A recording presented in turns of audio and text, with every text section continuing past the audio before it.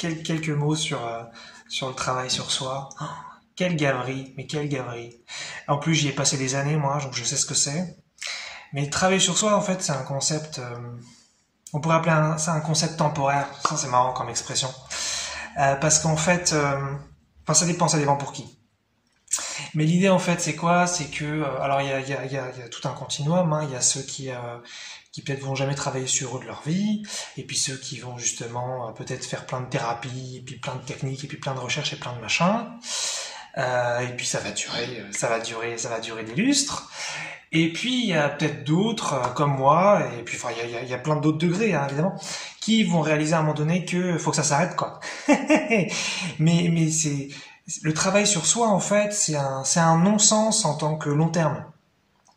Parce que travailler sur soi, c'est déclarer de toute façon qu'il y a quelque chose qui va pas. À partir du moment où on déclare quelque chose qui va pas, et donc a priori quelque chose qui va pas, et donc bah, ça justifie le travail sur soi. Donc déjà il y a ça. Mais au-delà de ça, en fait, c'est surtout dans travail sur soi, il y a déjà il y a le travail. Hein. Je vous mets l'étymologie du mot travail. Hein. Ça, si vous la connaissez pas, ça vous fera réfléchir hein, quand même qu'on ait bâti une société sur ce concept qu'apparemment tout le monde veut trouver un travail et tout le monde veut continuer de vivre avec un travail. Hein. Ça soulève quand même des questions. Donc parenthèse fermée. Dans tous les cas, voilà, donc travailler sur soi, c'est donc finalement un truc pas si positif que ça a priori. Et puis c'est toujours cette putain de notion d'effort. Oh là là, mais comment ça me gave! Toujours ce truc de, on va en refaire, on va faire des caisses. Ah oui, j'ai ça à régler, j'ai ça que je dois aller voir à l'intérieur. Il faut que je ressente ça. Et il va falloir que je comprenne ce truc. Il faut que je trouve la cause et c'est pas fini et je vais faire des soins et je vais faire des thérapies et je vais accepter et ça s'arrête jamais et c'est ça en fait et ça s'arrête en fait contre le jour où il y en a marre, c'est tout. Évidemment pas ça passe pas de 0 ou plutôt de 1 à 0, mais en fait ça s'arrête quand de plus en plus en fin de compte on se rend compte que tout ça c'était un jeu qu'on faisait avec soi-même, et plus on devient finalement conscient de tout ce truc là, et ben plus on se dit mais j'en ai marre, ça m'intéresse plus, et voilà. Et par exemple moi typiquement je suis à donc là on est fin août, ouais on est le 30 août 2022 là. Moi ces derniers jours par exemple j'ai commencé vraiment à voir mes propres pensées négatives, par exemple voilà, moi j'ai eu des soucis visuels, j'ai eu des soucis visuels depuis des années, et donc bah ça m'inquiète, voilà, comme quelqu'un qui a un souci de santé, il a de l'inquiétude. Et bien moi ces derniers jours, j'ai commencé vraiment à voir que l'inquiétude que je pouvais avoir sur ma vue, c'était une inquiétude que je choisissais. Donc là encore, enfin pour moi, après chacun son niveau, hein, mais pour moi, je trouve ça assez ouf parce que je me dis, waouh, et tout, je peux commencer à voir ça. C'est impressionnant parce que quand on pense à toutes les inquiétudes qu'il y a dans notre société, tous les problèmes, parce que c'est ça, hein, on regarde les actualités, il y a plein de merde tout le temps. Toutes les inquiétudes, on a vraiment le sentiment qu'on est victime et qu'on ne les choisit pas, ces inquiétudes. D'une part, on a le sentiment très profond que le problème vient de l'extérieur, donc problème de santé par exemple, bah, j'y peux rien, ça vient à moi quoi. Et deuxièmement, l'inquiétude qui vient par-dessus, donc tout degré d'inquiétude, hein, ça pourrait aller de la petite anxiété à la panique, eh bien on a l'impression que ça non plus nous ne le choisissons pas.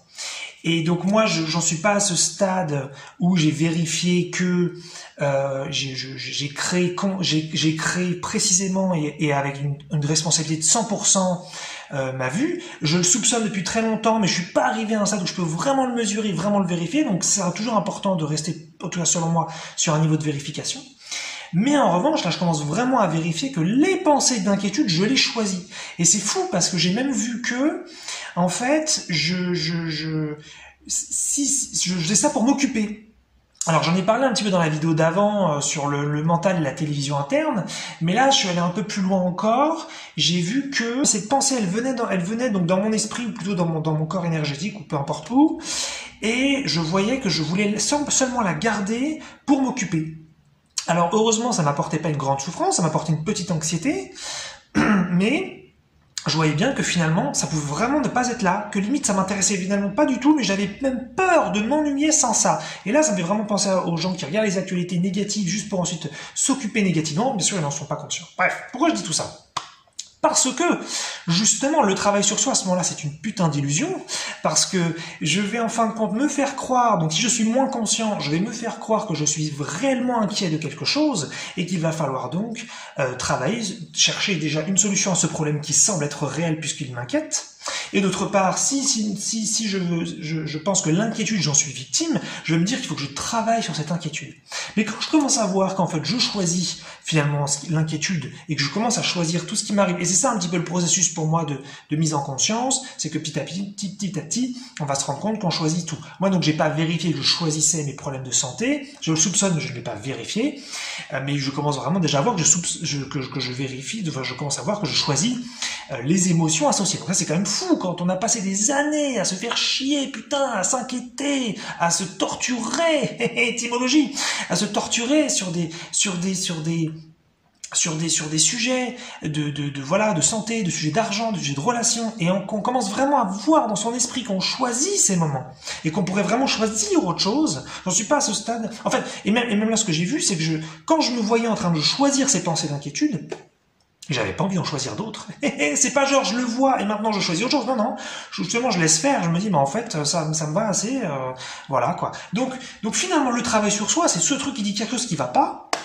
Sous-entendu, je n'ai pas choisi finalement ce qui m'arrive, je n'ai pas choisi finalement comment je me sens, je n'ai pas choisi mes pensées, je n'ai pas choisi finalement toute ma personnalité, je n'ai pas choisi tout ce qui est en interne. Et donc, il va falloir faire des efforts et modifier des choses et persévérer pour enfin arriver à quelque chose qui sera mieux. Donc déjà, on est encore dans le futur. Je travaille sur moi parce que dans le futur, ce sera mieux et enfin ça ira. Donc on est encore dans la roue du hamster. Le truc qui s'arrête jamais. Donc je trouve ça dingue. Moi j'ai passé donc des années à ça, donc je vais pas dire arrêtez de travailler sur vous, chacun son chemin et tout. Moi j'ai passé j'ai passé 15-20 ans là-dessus. Mais voilà, mais là j'arrive vraiment à ce stade où je le fais encore, mais un tout petit peu. Mais c'est terminé en fait. Je veux dire c'est sur la fin, c'est plutôt des habitudes, c'est plutôt des automatismes. Et je me dis mais et puis voilà, puis ça me fait penser à ces gens qui parfois font 30 ans de psychothérapie. Et c'est ça en fait. C'est vraiment, en fait, c'est pour ça que je pense que c'est un concept temporaire. C'est un petit peu comme peut-être même le chemin spirituel. En fait, là, on se spiritualise parce qu'on voit bien qu'il y a quelque chose qui cloche avec le fait de se croire qu'une petite personne, un petit humain, quelque chose qui est à l'extérieur de Dieu, qui n'a pas sa puissance, la puissance de Dieu en l'occurrence. Et puis à un moment donné, on réalise de plus en plus que tout ça c'est pas vrai, et donc et en fait ça, le chemin spirituel, il s'arrête quand on se rend compte que il n'y a plus besoin de cheminer en fait, il n'y a plus besoin de toujours attendre, parce que le principe du chemin c'est bien ça, c'est je fais le chemin pour arriver au bout du chemin, c'est ça l'intérêt de faire un chemin, et le travail sur soi c'est la même chose. Donc vraiment ça me gave, j'en ai ras-le-bol du travail sur soi, bien que j'ai été un énorme pratiquant, sans doute bien plus que la moyenne, j'ai passé ma vie à réfléchir à des trucs, à des machins, toujours à analyser, à interpréter, puis ensuite je suis allé dans quelque chose de peut-être beaucoup plus doux, allez on va ressentir beaucoup de choses, on va se laisser traverser, on va essayer d'accepter plein de trucs, après je me suis rebellé sur tout ça, j'ai pas envie d'accepter, nanana, et là j'arrive à ce stade où il y a pas de souci avec tout ça, et chacun son délire, chacun son chemin, mais en fait c'est vraiment aller contre soi, je pense. C'est vraiment mettre une pièce dans la machine.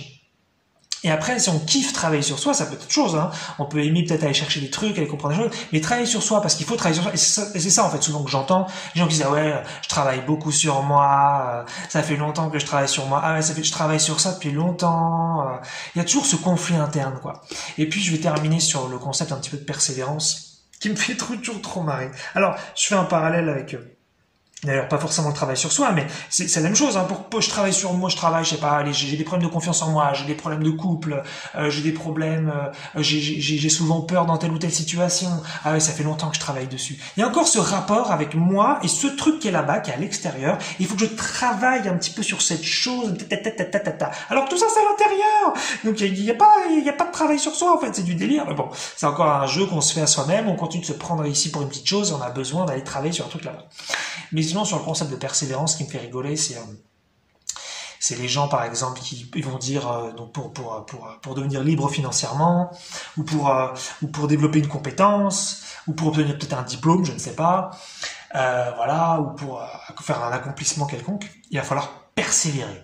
Et la persévérance, qu'est-ce que c'est? Donc c'est pareil pour la persévérance finalement dans le travail sur soi ou pour toute autre chose. La persévérance, qu'est-ce que c'est? C'est la persévérance contre soi. On pense qu'on doit persévérer parce que la vie nous amène des obstacles et que la vie c'est ça. La vie c'est affronter ce qui se présente et puis gravir et traverser. Mais c'est que des conneries tout ça et c'est que des bêtises qu'on nous enseigne depuis tellement longtemps, depuis qu'on est môme. Et c'est des mensonges, mais pas des mensonges conscients. Hein. Là, je dis pas que les gens sont des manipulateurs, mais juste qu'on se trompe. Mais royalement, non, il n'y a pas de persévérance contre la vie, il n'y a que de la persévérance contre soi. Ce qui se présente vient de l'intérieur, mais ce n'est pas conscientisé, et donc c'est perçu comme quelque chose qui nous victimise. Et donc, faire de la persévérance contre la vie, faire de la persévérance contre l'échec, faire de la persévérance contre la maladie, faire de la persévérance contre la pauvreté, faire de la persévérance contre la solitude, faire de la persévérance contre le malheur, contre la dépression, faire de la persévérance contre l'inconscient, donc le travail sur soi, c'est faire de la persévérance contre soi. Il n'y a pas d'autre effort que des efforts contre soi. Et c'est ça la folie de notre société qui veut tout, qui veut constamment faire des efforts et persévérer sur tout, c'est faire des efforts contre soi. Mais bien sûr, si vous n'avez jamais fait de spiritualité, ce qui a rien avec le développement personnel là-dessus, parce que le développement personnel c'est vraiment aller contre soi. Mais et j'en ai fait aussi beaucoup, hein, donc pareil, hein, je dis pas, il faut pas en faire. Hein. Si effectivement vous écoutez ça pour la première fois, ou que même, moi j'ai passé beaucoup de temps là sur ces trucs-là, je vois bien que maintenant je prends en conscience et que je me rapproche de plus en plus de la responsabilité, mais ça m'a pris un temps fou. C'est pour ça que je parle d'ailleurs souvent de technologie spirituelle, pour qu'on puisse arrêter un petit peu avec ces chemins spirituels qui prennent des millénaires, et ça prend trop de temps, en tout cas selon moi, ça prend beaucoup trop de temps, il nous faudrait quelque chose qui aille beaucoup plus vite. Mais bon, bref.